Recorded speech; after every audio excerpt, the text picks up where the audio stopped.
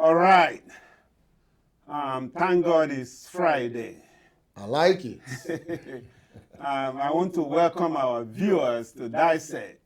My name is Amobi Okafo, and as usual, I'm in the studio with my good friend, or my co-host, Kesile Ezewenyi. Kesile, say hello Yes. to our friends. Hello, viewers. We are once again on Dissect Friday. It will now be Dissect Friday. It's every Friday. I'm telling you. It's every Friday. As a matter of fact, this is our fourth edition. So exactly. So we are moving ahead. Yes. Our former president Muhammad Buhari just passed away, and you know, as an Igbo man, Yes. we have to honor the dead. We still have to honor him because he served the nation. So we are going to talk briefly on the demise of our former president, Muhammad Buhari. Gentlemen, I'm excited today because we have a heavyweight in the house. Yes. We have a political juggernaut. Yes. Somebody who have excelled both in academia and in the political life. We are talking about Dr. Chinasa Okpari. Look, I have 3 pages of No pages of resume. Let me tell you, no this pages is more of. than, but I'm not even going to and read all this Let stuff. me tell you something. Let me tell you something. Before you say anything about it, about our guest, yes. Chinasa Okpari. When Professor Julius Ihonvere applied for a job at Ford Foundation, yes, as a director of civil society, pluralism and civil society, his resume was like as big as my project in my master's thesis. And when he secured the job, one of the secretaries at Ford Foundation asked him, please, what time do you have to write this thing, this resume? He said, if I tell you other things I do by the side other than this, you will marvel. Yes. So if Chinasa Okpari tells you what he does by the side other than what you are, the little.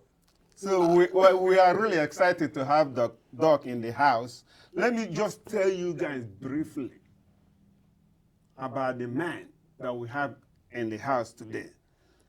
Dr. Chinasa Okpari.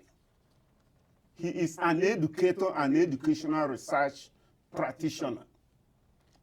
He is an assistant professor of statistics and educational research at NCCU, Durham, North Carolina Central University. North Carolina Central University. Am I correct? In Durham, right? Yes, in Durham. He has held several positions within and outside the academia.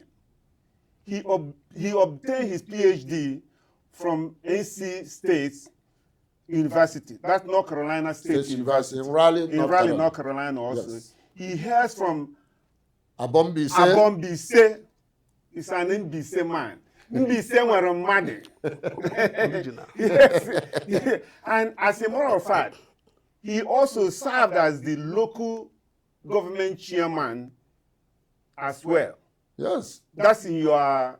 During the reign of Rochas, the great Rochas of Karacha. I understand the committee that he came from. He handled more than 100 million budget. Doc, you have to supposedly, tell us, you have to tell us what you did with that money. Supposedly. Supposedly. So we want to welcome you to the podcast. Thank you very much. Welcome viewers to this very important occasion. My first attempt at dissecting all dissectables in Dissect. Yes. Thank you very much. You are welcome. So, Kesel.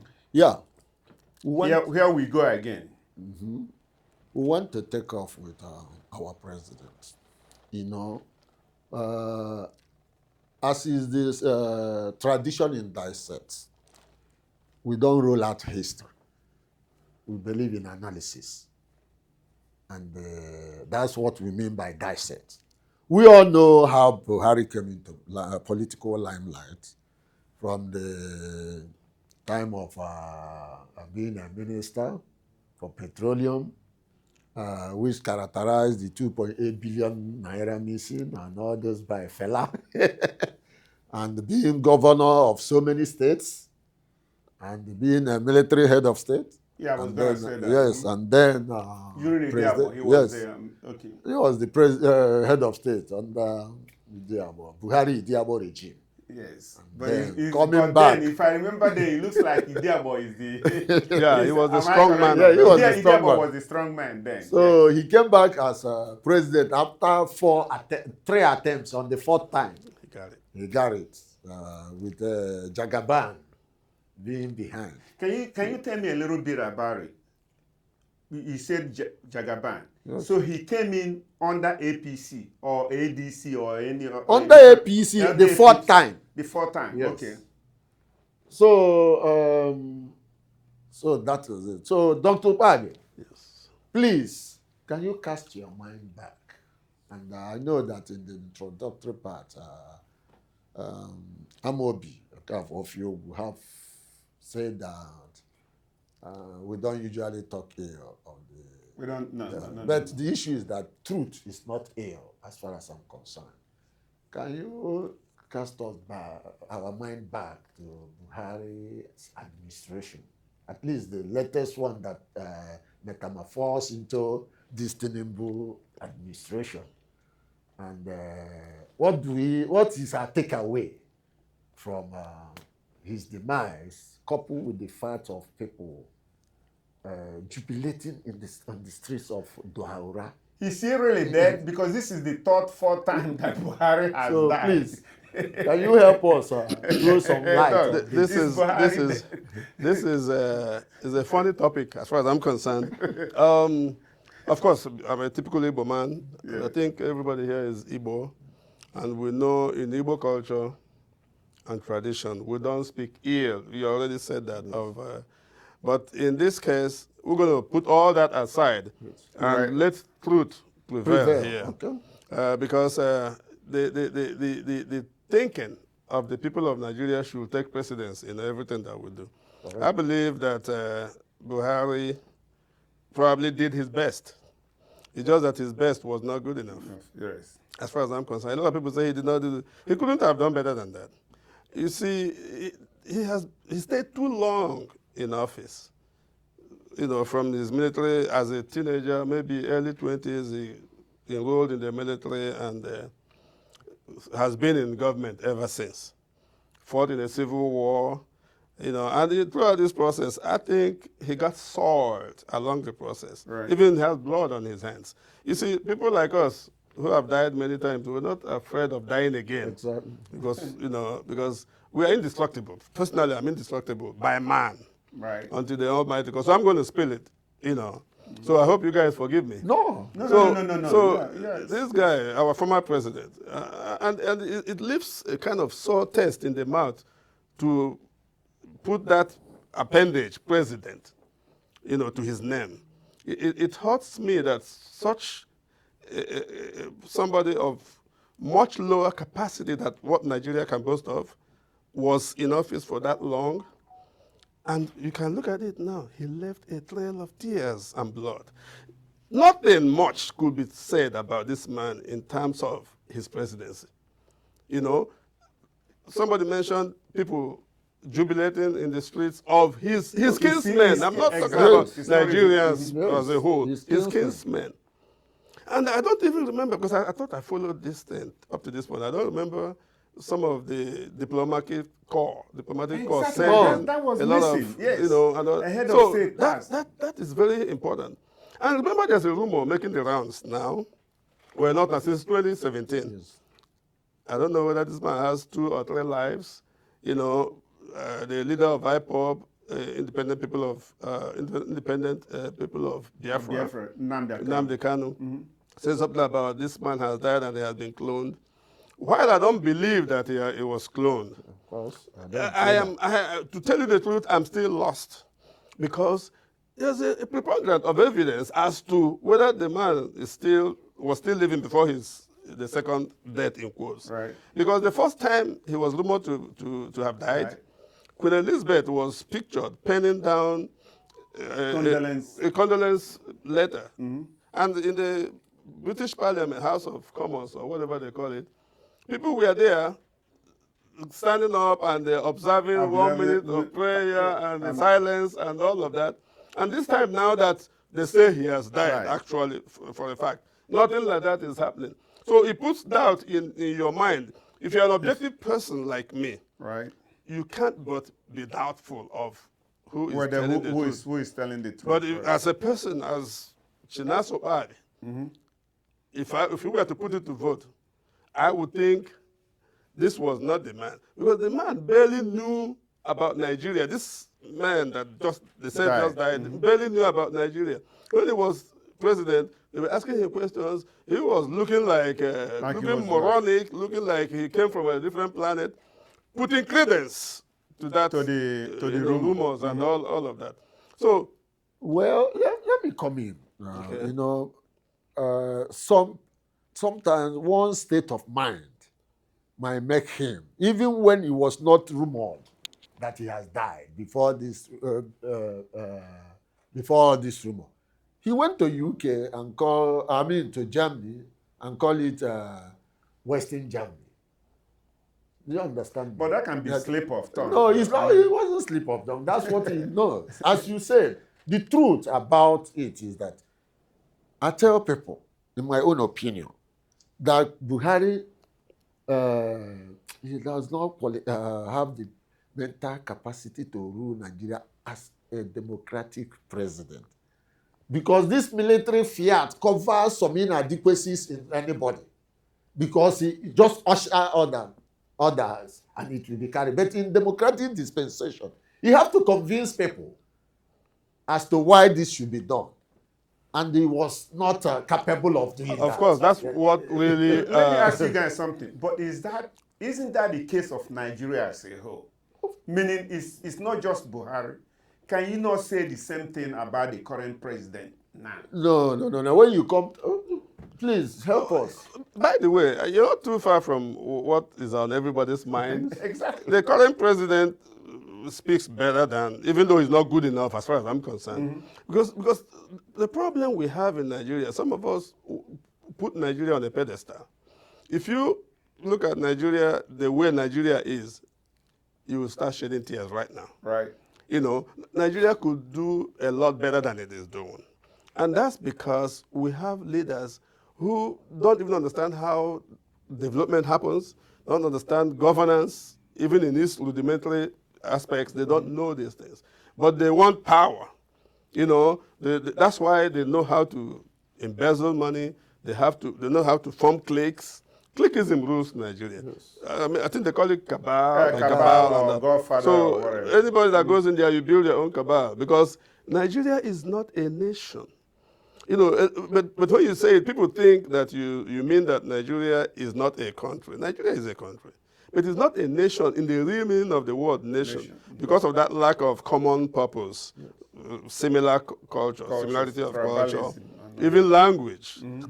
Religion, there's multiplicity of religion, and when they say freedom of religion, freedom of worship, they put some religions over the others and all of that. So it's chaos. Can I ask you a question based on what you Go ahead, that's what we're here for. Yeah, does it mean that people of diverse religion, languages, and all those things cannot be a nation? If you respect each and everybody's religion, you can function. But what we're saying is that there shouldn't be a national religion. But right now, Nigeria has two national religions. And in fact, one takes precedence over the other. Nigeria, in some climes, is viewed as an Islamic nation. But you guys are Christians and Catholics running around thinking that you have... Christian, yes. You see? So there is a problem.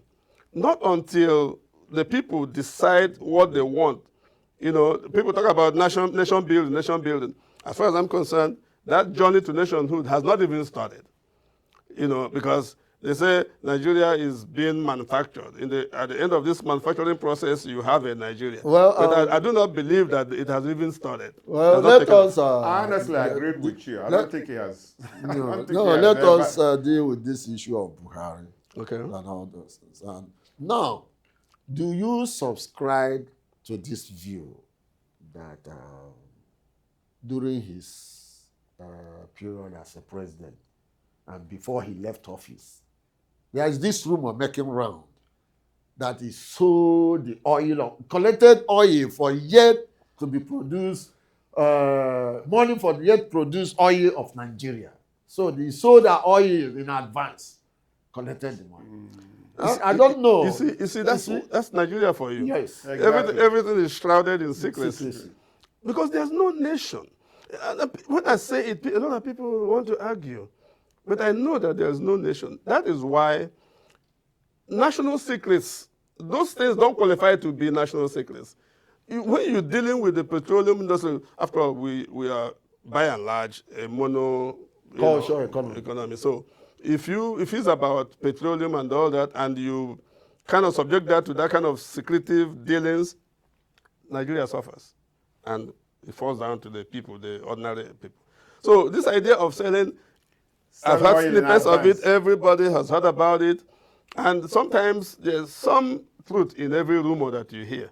So given that it is Nigeria we're talking about, I would not be surprised if tomorrow everybody hears about it.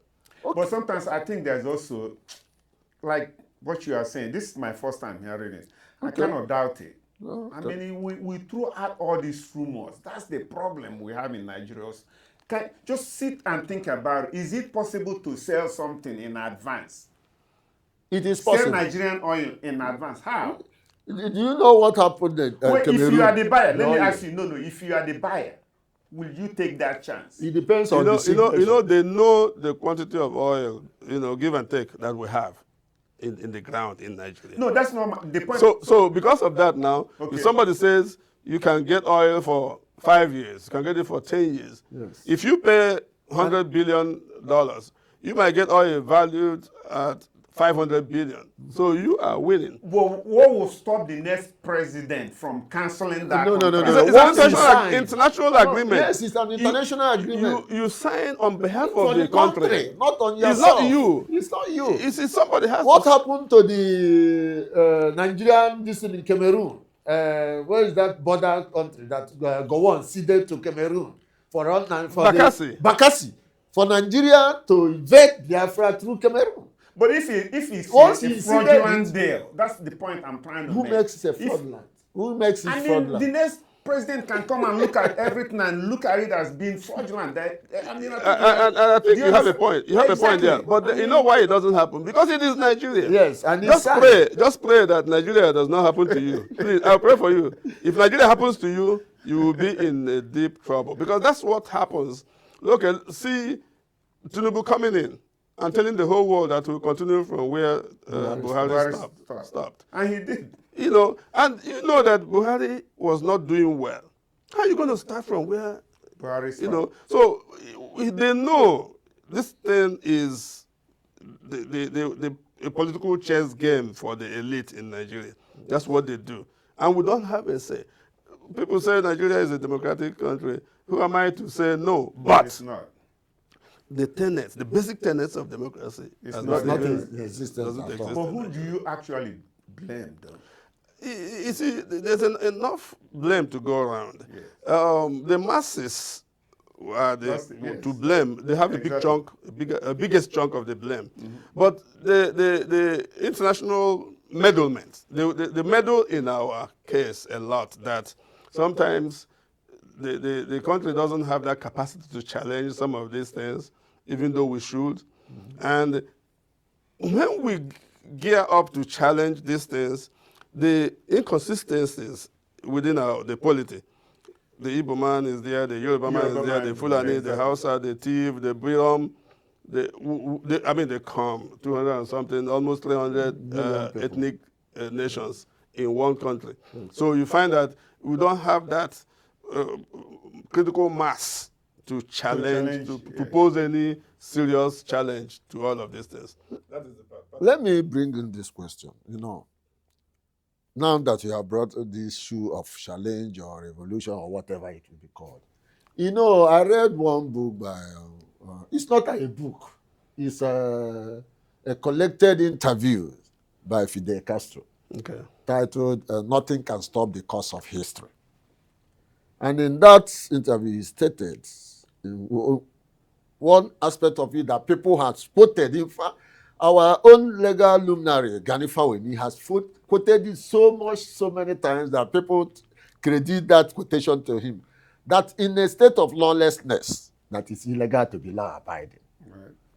And when he situates that quotation to Nigerian masses and Nigerians, all of us, you begin to wonder. We have tolerated enough that we should be on the streets marching. But Michael Zokome, SAM, Professor Michael Zokome, has said, and I begin to wonder too, that Nigerian populace are so docile that if you push them to the wall, instead of them reacting, they will adapt. They will break the wall and keep going. But then they will adapt. Now you push them. That's the thing. Instead of fighting back. So yes. Is this the same thing we are seeing in Nigeria? Because under Buhari, a lot happened that could have generated a whole revolution in the country. But it's still happening. That's the point. We tend to forget that the man Buhari himself came in as a tribal jingoist, a tribal leader. He came in knowing that he's a northerner, he's a Fulani man. He came in knowing that. That was why all his security outfits, northerners. Whatever he was doing, northerners. And if you look at some, even in the judiciary, he had to appoint, I think the Chief Justice of the Federation was somebody from an Islamic law background, yes, and all that, in a plural society like that. Right. Mm-hmm. So when you think about that, and look at what happened, the SARS, what they call it, the SARS. The end SARS. You know what happened? It killed people in the 21st century. Doesn't that prick your mind? Doesn't that boggle your mind a little bit? In the 21st century, that people unarmed, just waving Nigerian flag, for that matter, and you just murder them in cold blood, in broad daylight. And it boils down to what you are saying. And yet, the masses, nothing happened. You push people to the wall. To Buhari. What of Lagos State Governor? No, but we are talking about Buhari. No, we are saying, but we should unload everything on him. This has happened under his administration. This has happened, as far as I'm concerned, this has happened because of the state of Nigeria. You see, because of this nature of tribalism in Nigeria, if they're beating up a Yoruba man there, they say, oh, no, be my tribe. They're beating up a Hausa man, say, oh, no, be not my tribe. You know, nobody has been able. The Civil War was part of, to me, a major thing in this. Mm-hmm. There was a kind of subterfuge against the Igbo man to make sure, because they thought the Igbo man was their problem. Right. So they ganged up, even though led by the Fulani, instigated by the Fulani. He was able to, the Fulani man was able to get the other tribes and put something on the Igbo man, falsely, by the way, and then they got on the Igbo man. Now they have removed the Igbo man from the center stage, and now they have continued the same thing on the rest of Nigeria, non-Igbo Nigerians. Mm-hmm. And now they are beginning to see that any snake that can strike outward can also strike inward. Exactly. You see what I'm saying? Mm-hmm. So when you're supporting evil, you watch yourself, because evil is evil and should not be tolerated, whatever the situation. Yes, I read a book where it says, be careful of the evil you support today because it favors you. For the said evil might be against you tomorrow. But let me ask you this question. We are talking about Buhari and everything. Please, coming to appointments, how can you compare Buhari administration and this Tinubu administration? As far as I'm concerned, they are one and the same. Exactly. They are one and the same. They are very similar. Inequitability. You know, how they accommodated other tribes, other ethnic groups, and everything. One and the same thing. The man told you in plain language that he was going to start from where Buhari stopped, and you didn't believe him. Now you're seeing it. I think what Tinubu is trying to do is to mimic what Buhari did for his people. Now he's doing it for his own people. So if you're not Yoruba, and if you're even Fulani is getting a little bit of the test now, yeah. yes. The bitter test. So right now, if you're not Yoruba, you must have something against the system, because there's no equitability, there's no equity, there is nothing to write home about in this administration. Economically, we're not doing well. Politically, we are not doing well. It's just bulldozing where there's no democracy anymore. You see, I might be a member of the APC at some point, but this is not the APC I subscribe to. Yes. You know, because if you look at what is happening in Nigeria now, it's only by the grace of God that Nigeria has not collapsed. But it's tilted to a side, to one side. But let me ask you, you just said that. But I can tell you, I don't know. Nigeria is being held from falling by nothing. That's the thing I'm trying to figure out. This country has not collapsed based on all the crap that is going on. It's the resilience of the Nigerians people. Because even IBB, remember when IBB said that he's surprised that Nigeria has not collapsed? IBB said it. When he was in power or no, before he left. No, he said. During the introduction of SAP, Structural Adjustment Program, and all those, he said it was Nigeria that he was surprised that Nigerian economy has not collapsed. Let me ask you this question. In your own observation, has Nigeria given Buhari a befitting burial? And two, can you address this issue? No, I'm not. Can you address the issue? I read somewhere where somebody was saying that Peter Obi did not go for his burial. Before you answer that question, because I want us to end on that before we move to a different topic. But before you answer that, I wanted to piggyback to, I know we talked about NSAS. Wasn't Buhari the one that introduced Operation Python Dance or something like that, right? Yes. Was it Buhari? Yes. During Nandi. Can you just touch a little bit on that? Yeah, such a sad story to regurgitate. You shouldn't have taken me there. But by the way, what happened was, I think Buhari saw the Igbo man and the entire Southeast region as a conquered area.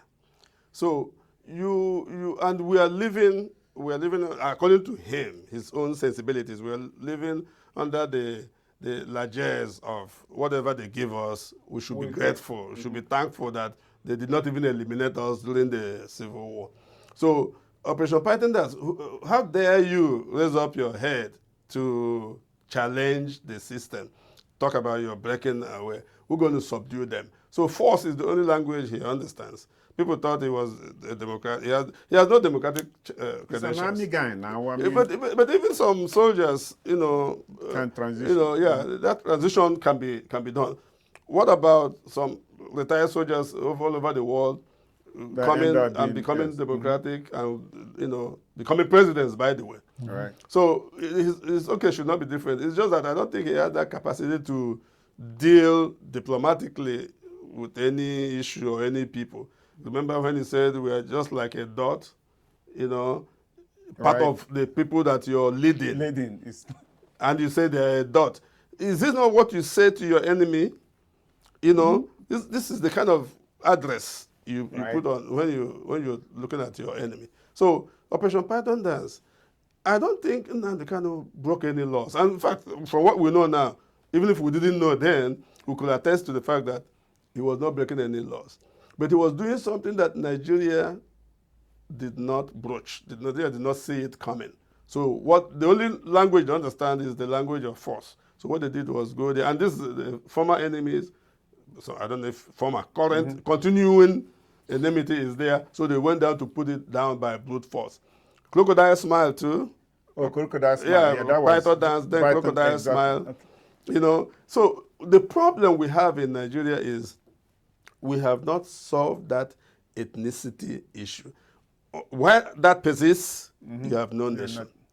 Well, I think this soul of Muhammad Buhari former military leader, former president of Nigeria, and the souls of all the faithful departed. Rest in peace. Can somebody say amen to that? I said amen because whether he rests in peace, I'm not God to judge. If his kinsmen could be in his hometown. Yes, you know. I don't know about that. You see, why I'm saying this is that it was a confusion. You are trying to be No, I'm not trying to. correct. I'm not political. I will never be. So you do not believe that the evil that men do live after them? Yeah, why not? You don't. I believe in that. What I'm saying that it was a confusion. You know, some of us incur the wrath of our people when we were voting for Buhari in the first time. You know, some people fought for him because they believe he's anti-corruption crusader. War against the discipline. I know my friend Jeff Onyama and all those. People have to chase them out of Opera Square because they were saying, this man will sanitize Nigeria. We are deceived. Exactly, that's what I'm saying. To say the least. Yes, I was part of that. Remember, back then, that sanitation was ideable. That's what people don't understand. Yeah, you see, that's as I said, his soul rest in peace. But no. You asked him a question before I piggyback back to that Operation Python dance. About Peter Obi attending the funeral. Yes. Okay, Peter Obi not attending the funeral. Yes. Peter Obi did not go attend the funeral when the burial took place, but the following day he went there. Yes. Okay. And a lot of people, some of them who didn't even go, they didn't attend. We are criticizing Peter Obi. Yes. So why is Peter Obi not going a problem? A problem. Even people who did not go. Right. So, but he went eventually, and that's why sometimes I doubt that this man was the one that died if he had not died in 2017 because I believe he died. Because I believe he just died. Peter Obi came and everywhere people forgot that it was a funeral. Even the children of Muhammad Buhari, the bereaved family, everybody was happy with Peter Obi. Peter Obi is now a national phenomenon for a movement. He's now a movement in Nigeria. On the funeral? Yes. No. No, it's everywhere. No, what I mean is, during the bereaved, the directly bereaved should not be seen all over the place like falling out like that. The way we take bereavement is not the way these people take it. These people bury somebody the next day or next 2 days. No, 24 hours. Okay, that's what I'm telling you. The way they take it, and after that they move from there to their mosque to pray and all those things. So it's not the way we take it. So we should not. Well, they have their own. I don't think Peter will be not going that same day. I think it was the right thing to do. It's not an issue. It's just useless or mockery. What's that? Reno. I don't even want to talk about Reno at all. We're not going to discuss it. So, we have, in any political setup, we have charlatans. Not only that, as intelligent as he is supposed to be, well, I don't know about intelligence, but as well-read as he's supposed to be, his conduct doesn't come close to people's perception of him. Exactly. So he has a very bad... even it's in a political job, right? Even in a king palace, there's always a clown. So let him be jesters everywhere. Jesters everywhere, a clown. So that's the role he's playing. And stomach infrastructure and pocket infrastructure is so close still alive in Nigeria. Everywhere. That's little light with the help of Dr. Shinasu Pabi, whether he likes it or not, I will be saying it. We have been able to explore. I told you guys that we have a big heavyweight topics. I know you guys have learned Buhari demise. We're waiting for you to formally sign us off. Oh, yeah. I've done the appreciation to Ukpabia. It's left for him to... Oh, okay. I think I enjoyed it as much as you guys did. And I think my friend here, even though at some point he forgot where he was in the studio and was running off like Valozibo. And look at where Valozibo ended up. Is that where you get up? I think I'm happy. I appreciate you having me. Thank you. Let's do it. We're going to we're definitely going to do it. Amen. See you guys. Off you. Okay.